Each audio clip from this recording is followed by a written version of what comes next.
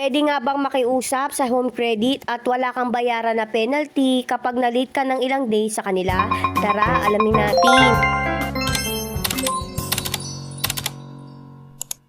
So, ito yung home credit ko. So, kung makikita ninyo, ang due date ko is 11th of the month at ang per month ko na babayaran ay 2,137. Ako kasi, lagi akong advance magbayad. Lagi akong 25 nagbabayad. Pero yung bill ko nga is 11 pa. Pero nung May, which is para sa bill ko ng June, hindi ako nakapagbayad agad at na-late ako ng 11 days. Pero 5 days pa lang ang nakalipas ay nagkaroon ako ng penalty na worth 300 pesos. Pero alam nyo ba sa totoo lang na home visit ako dahil lang dito? So kung gusto nyo malaman yung kwento sa pag-home visit sa akin is gagawin ko na lang siya ng separate video na may kwento ko doon kung ano talaga yung nangyari. Ito pa yung isa kong utang sa home credit which is binabayaran ko siya every 17 of the month at 3,276 ang monthly niya. Kung titignan natin yung third installment ko dito na dapat babayaran ko ng June 17, makikita nyo dito na bayaran ko siya ng June 23. 6 days na yung nakalipas pero wala pa rin akong binayaran na penalty unlike dun sa isa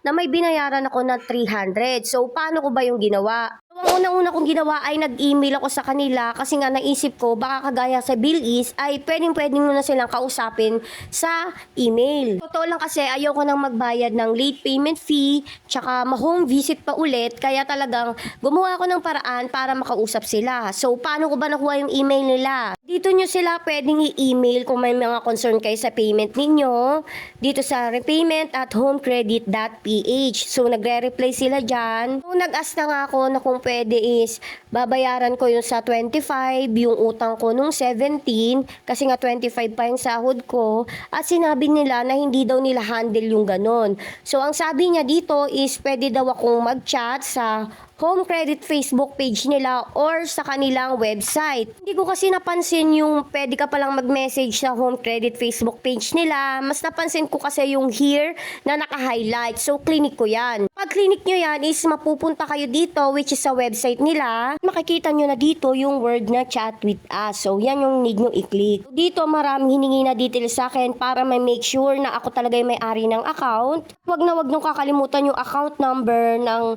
utang ninyo na may concern kayo. So, tinandaan ko yun, sinulat ko yun. Hindi ko na lang ipapakita at ipa-fast forward ko na lang na sinabi ko nga dito sa customer service nila na babayaran ko yung utang ko para sa June 17 ng June 25. Dito, make sure nila na kung talaga bang magkakapera na ako sa June 25, kasi nga daw kapag hindi ko daw nabayaran ng June 25 ay magkaka-penalty na ako. Nag-oo naman ako na babayaran ko siya ng June 25. Medyo hesitant pa nga yung customer service doon at paulit-ulit siya na mini-make sure niya na kung talaga daw ba nababayaran ko ng 25. So ang sabi ko, yes po, sure po ako doon na babayaran ko siya ng 25. Tapos yun nga pinaliwanag niya sa akin na kapag di ko nga nabayaran ng 25 ay magkaka-penalty nga ako at maapektuhan yung home credit account ko. So, sinabi ko nga na sure talaga ako na babayaran ko.